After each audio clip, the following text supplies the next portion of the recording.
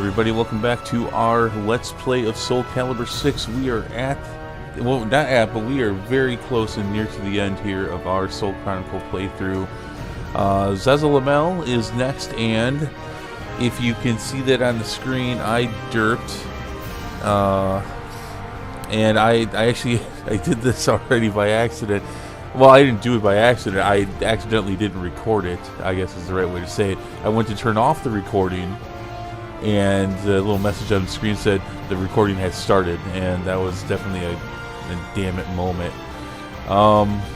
Interesting enough, though, you kind of missed something. You kind of you'll see here in a minute when you're watching this. This is a very different Soul Chronicle than the rest, and you'll see why when you watch this. All right, well, let's do it.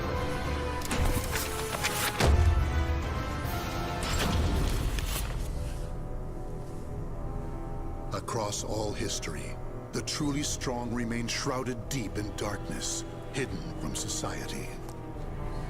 They carefully erase all traces of their existence, so that when later generations look back on history, it is as if they were never there.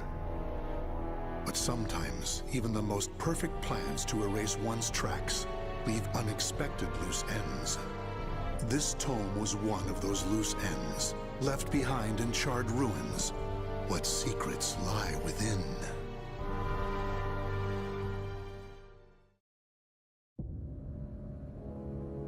Zasalamel created me. A banal way to begin a tome, but writing down one's own history in a book is strange enough to begin with. I began writing this as an indulgent pastime, so I may as well enjoy myself. Now, about the cursed sword known as Soul Edge. I intend to record its secrets in this very tome. However, I must exercise caution. A fitting end awaits all who seek the cursed sword. Some may laugh and call this an exaggeration. Should anyone who has held that sword ever read this tome, though, I'm certain they'll agree with me. The origin of Soul Edge is a mystery. Legend says it was once an ordinary sword, void of any power. But after fighting on countless battlefields, it gathered a great deal of negative power, until a curse fell upon it. That much is true. All who took Soul Edge in their hands became slaves to the blade, murdering until they bled their last drop of blood. That is why so few know of it, despite its appearances time and time again throughout history. Until, that is, an age long past, when there appeared a man with a mind powerful enough to resist the sword's control. He was known as the Hero King.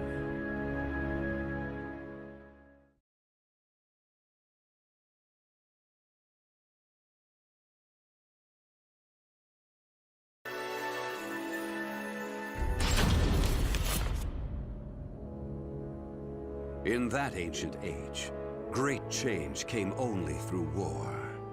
Thus, controlling Soul Edge meant ruling the world. The Hero King, being the man he was, one could say it was inevitable that he would bring peace to this warring world. I won't record the Hero King's name here. Someday I may decide the time is right to reveal it, but that time isn't now. It is said the Hero King lost Soul Edge due to his jealous son. After the Hero King killed his son, the spirit sword Soul Calibur was born from the remnants of the cursed sword. Indeed, the cursed sword and the spirit sword both come from the very same steel. While the name Soul Edge is known to a select few, the name Soul Calibur is known to almost no one. There is a reason the spirit sword was never revealed to the world. Some say the Hero King created the spirit sword, but the truth is that the Hero King risked his life and failed. Those who would carry on the dead king's wish and perfect Soul Calibur were to come later. They were known as the Guardians of the Spirit Sword. Like a thief in the night, they took the Spirit Sword and withdrew into the dark recesses of history. They told others of the Hero King's Spirit Sword, and that they were going into hiding to both prevent Soul Calibur from being used for evil and to prepare for the threat of Soul Edge.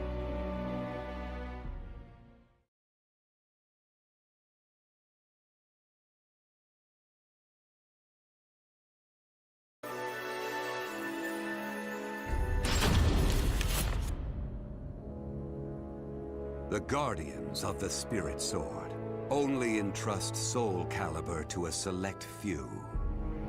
One recent example was a king from medieval Europe. Born in Britain, the king used the Spirit Sword to rule a large swath of Europe. I'm skeptical as to whether the king ever truly existed, but assuming the tales are true, he was somehow connected with the Guardians of the Spirit Sword, from whom he received the blade. Also, it would be reasonable to assume the king fought with the one who possessed the cursed sword and won. After the king's death, though, no one knows what happened to the Spirit Sword. Perhaps we should assume it eventually found its way back to the Guardians of the Spirit Sword. But it should be noted that their power had dwindled greatly by that time. At the same time, there were those who awaited the second coming of the king. On the eve of the king's passing, a loyal knight set forth to find the Spirit Sword and restore the crown. That was the start of the secret society known as the Aval Organization. They hid themselves well for a considerably long period of time. Not even I learned of their inner workings until quite recently. Sworn to the late king, the Aval Organization sought the Spirit Sword and secretly assassinated all whom they deemed outsiders, those who were aligned with the Cursed Sword or did harm to humankind. A deeper look, however, reveals there was some unrest hidden below the organization's seemingly unshakable exterior.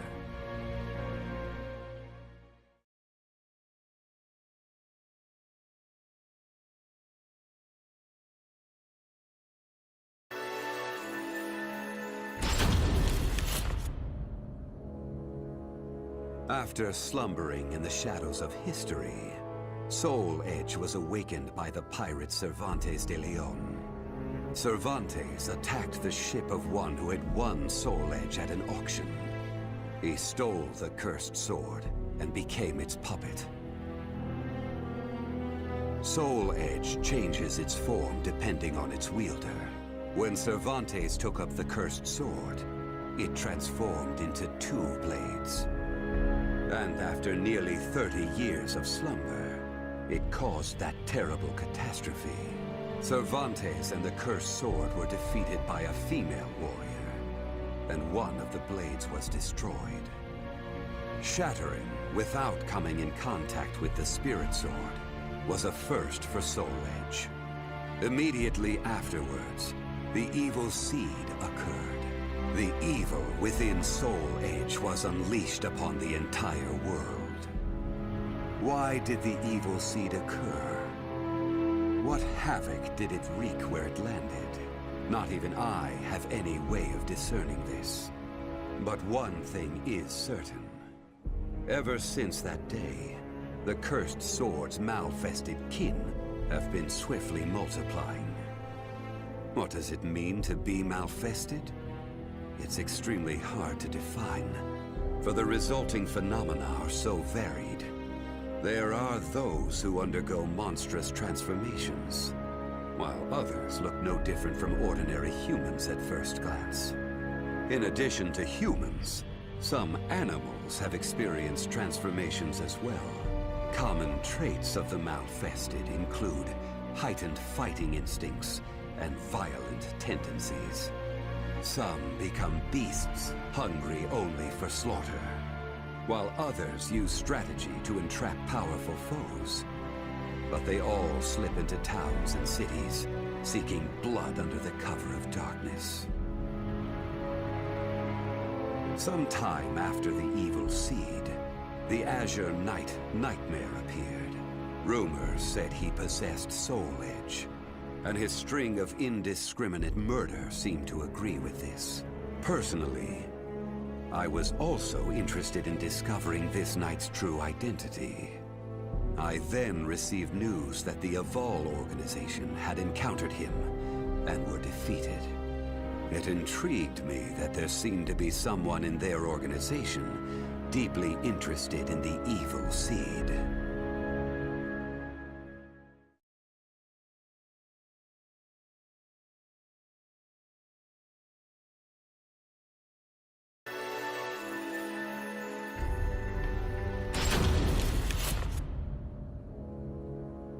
While Soul Edge has appeared constantly throughout history, Soul Calibur's whereabouts are still shrouded in mystery. In time, I lost interest and gave up trying to search for any traces of it. But after resuming my search later, I found that it had been taken to a temple in the east at some point. With it were taken a staff able to absorb all manner of energy, and a mirror capable of purifying evil. These sacred treasures were used to create Soul Calibur and amplify its power. No one knows what had happened to the Guardians of the Spirit Sword, but they must have met with ruin, losing the Spirit Sword and their other treasures. As for the temple, it later became Ling Sheng Su, a famous martial arts dojo that worshipped the Spirit Sword and the other weapons as the three sacred treasures. But now the Spirit Sword is no longer there. The evil seed deeply affected Ling Sheng Su, and most likely caused it to attract evil energy. Its martial arts students were soon overcome by madness and battle lust, and ended up killing each other. The temple fell in a single night. Therefore, no one knows what happened to the Spirit Sword. Only one student of Ling Sheng Su survived. While the survivor didn't possess Soul Calibur, there was clearly merit in looking into him. What powers did he possess? What could he accomplish? I was deeply intrigued.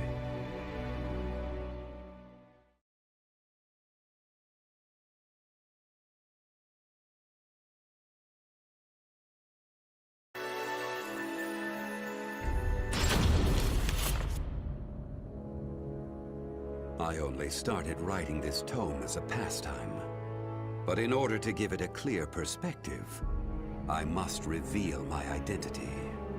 I was once one of the Guardians of the Spirit Sword. The precepts of the Guardians were very strict, one of which stated no Guardian may ever touch Soul Calibur. But in my younger days, I failed to properly suppress my urges. When the others discovered my designs, they broke my arms and banished me.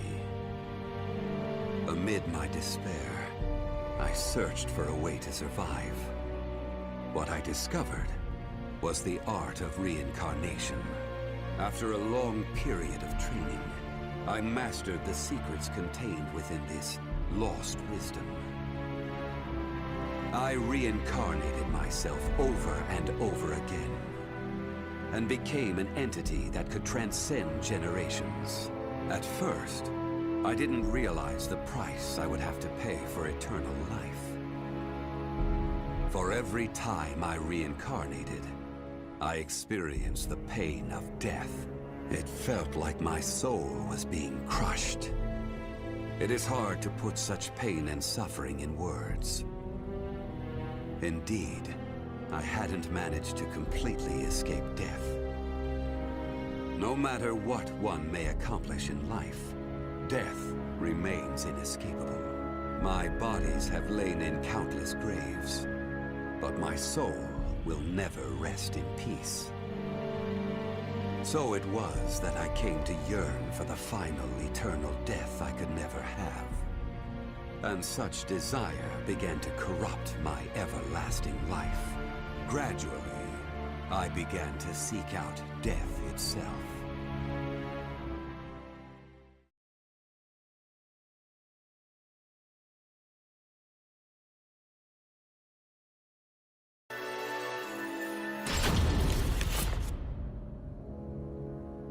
That was 1,000 years ago. My desire for death was at its peak. That longing for true death led me to even take hold of Soul Edge. Wisdom, power, battle lust.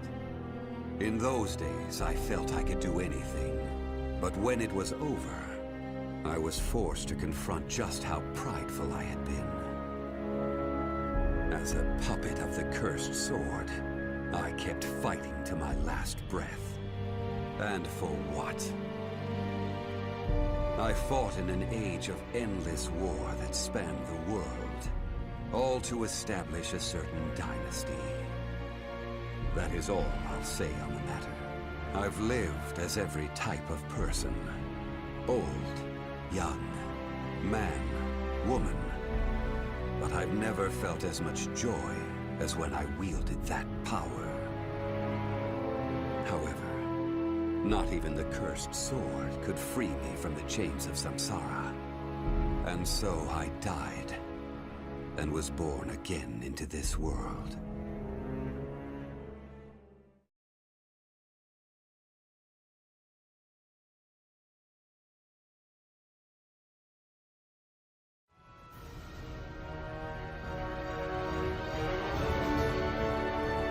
And that's how it ends, with no final picture with the fin at the bottom, or the guy talking about the two swords, and no, just kind of abruptly ends. And if you notice, just like Raphael, there's another chapter there, and just like Raphael, I can't get to it. It's around the same time. I don't know if that's coincidental or not. But on the timeline, it's around the same, I think it's a year difference, somewhere around there. Yeah, obviously a very different one. We didn't do any fighting or anything. There wasn't any combat, but this shed some light on a lot of things as far as the story goes, but also brought up some new questions as well. It's kind of interesting how there's some references to mythical history and some vague references to actual history. At the same time, I can't help but to leave a little bit of a, WTF on this whole thing. With only Geralt left, Geralt, I'm not sure how you pronounce that one, Witcher guy. With him being the last one, I find it kind of hard to believe that this one's going to shed light on some of the mysteries that have been going on through this whole story. I don't know, I could be wrong. But, is something else going to open after I do that one? I don't know. I mean, interesting stuff. Do I have to get DLC to find out all these secrets? I hope not. That's BS. But, yeah. So, I'm hoping to find out at least what's going on with these last two chapters here for Raphael and Zasalamel. Find out what's going on with that. But I guess, unfortunately, that's going to do it for this one, because I didn't even get to play the guy, and I'm not done. I'm as far as I can go, but I'm not done. All right, well, so that is it, though. If you guys have any idea on what's going on with these two chapters that I can't play yet, if you could leave a comment below, that'd be great. Yeah, but if you liked the video, if you can give us a like and subscribe, that'd be great as well. But that is going to do it for now. We've got one more left so far from what I can see. And we'll be hitting that next. So, until then, have a good one.